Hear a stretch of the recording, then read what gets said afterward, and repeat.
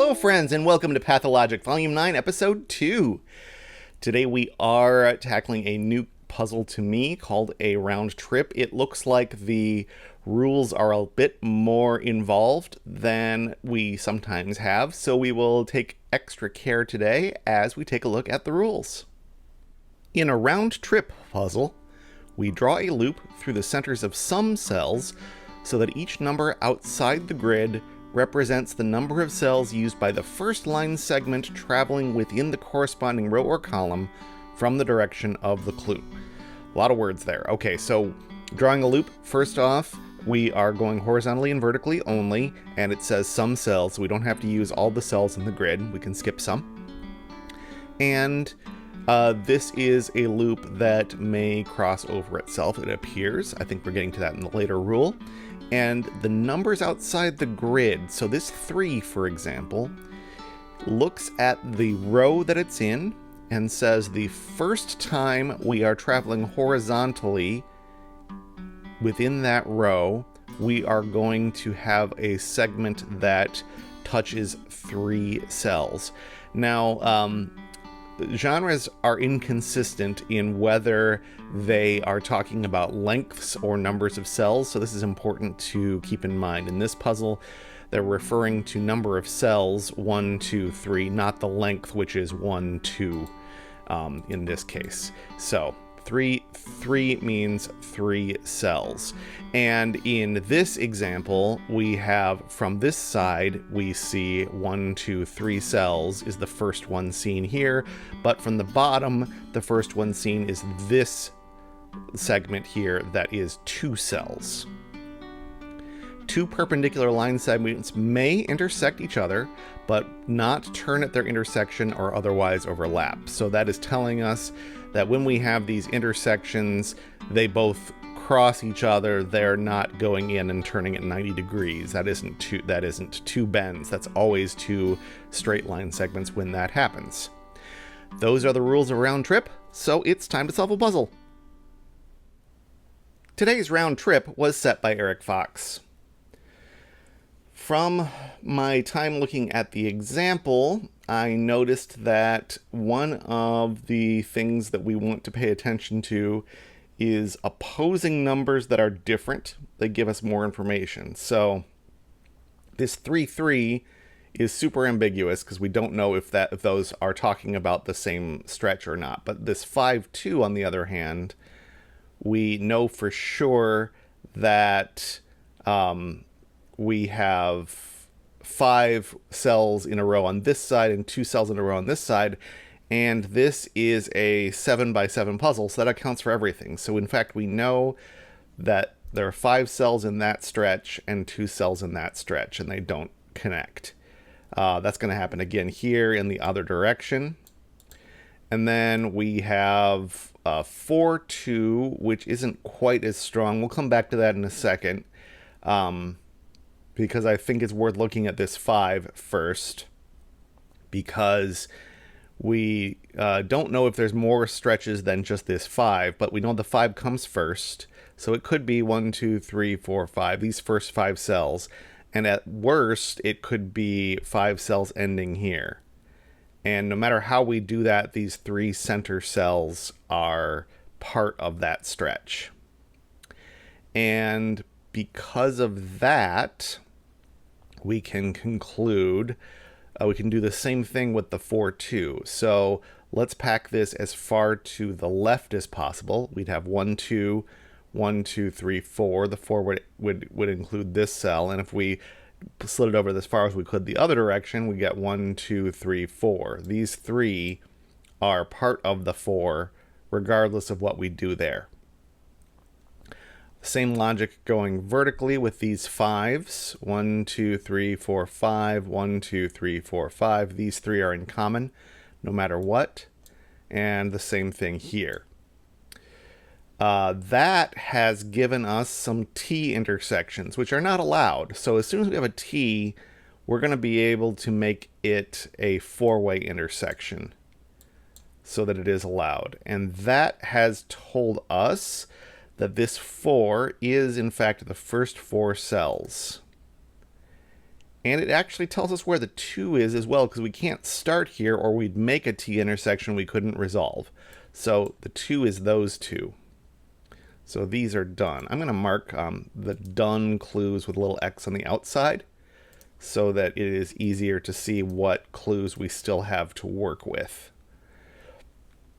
All right, so another T intersection's formed here. We need to extend that. This one can't become a T intersection, so that is a stop here, and because of the 5 clue, we've got 1, 2, 3, 4. It's got to extend up to 5 there to be done with that one. This 5, so this is the same thing here. This can't become a 4-way, so it's got to be a turn, and then that defines 1, 2, 3, 4, 5 as the extent of this. So that this clue is done. This clue is also done, and what's more, it tells us that this 5 is the first thing we see that direction. So this can't have a line go through it, or else this would become a 2. What can we do next? More stuff like that. Let's see. This 5 is a little bit more restricted than it was. It can't go all the way to this side because then we'd form a T. It could potentially enter here. So it is, if we slide it as far to the right as we're allowed, we're still going to take up this cell as part of it. So this comes over here. We have to, let's see, what can this 3 do? Could it start here? If we started here, we'd go 1, 2, 3 cells, and then that would form a T intersection. So we don't start there, which means we don't go through this border. We can mark that one off. Here, we could go 1, 2, 3. That would be okay, because we just have a turn there. Okay, so we can't rule that out. Does the same thing happen here? I think it does. If we went 1, 2, 3, we'd form a T. So we don't go through that intersection. If we started here with this 2, we'd go 1, 2, and have to turn, but we can't turn. So we don't pass through that intersection. This has become a dead end, so we don't pass through that one. And this is a new dead end. I'm being a little bit overzealous perhaps with the pencil marks, but that doesn't hurt anyone, so we'll keep at it. Let's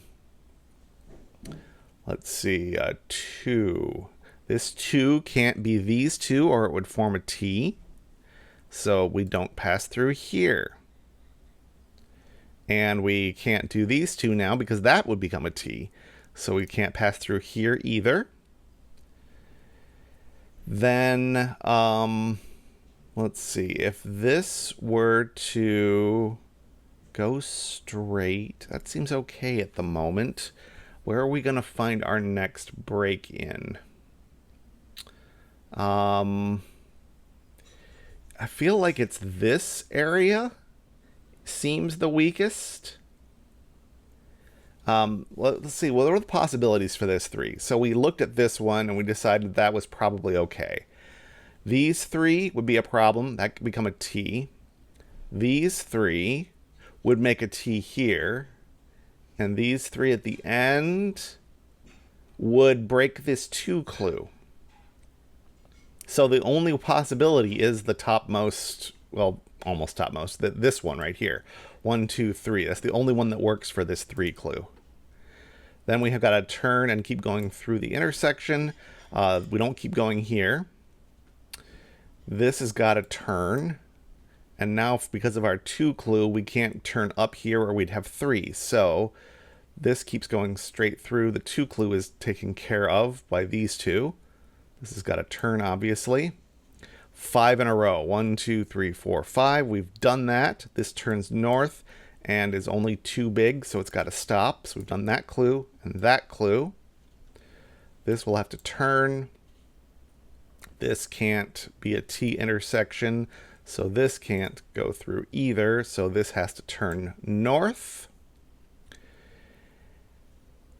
This 2 is referring to these two. So it's got to stop there. We've done this clue. And this has got to turn not south. It's got to turn north and go straight through the intersection.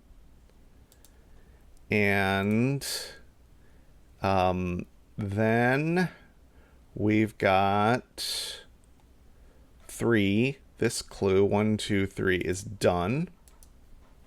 So this turns north.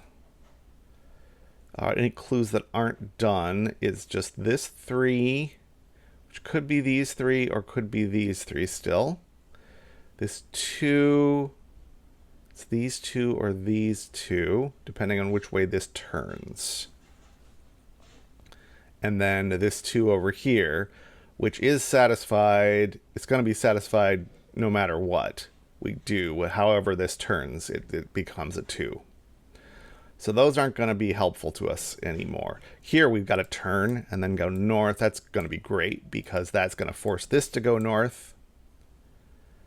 And here we can't turn east because we got a dead end going on over here. So this comes around that way, finishing off this clue. This turns west, keeps going down this way. That's great. This 3 clue is done all the way over here. And we're down to here. We got to turn south. And then all we have to do is finish off the puzzle by turning west right there. And that is how we solve a round trip.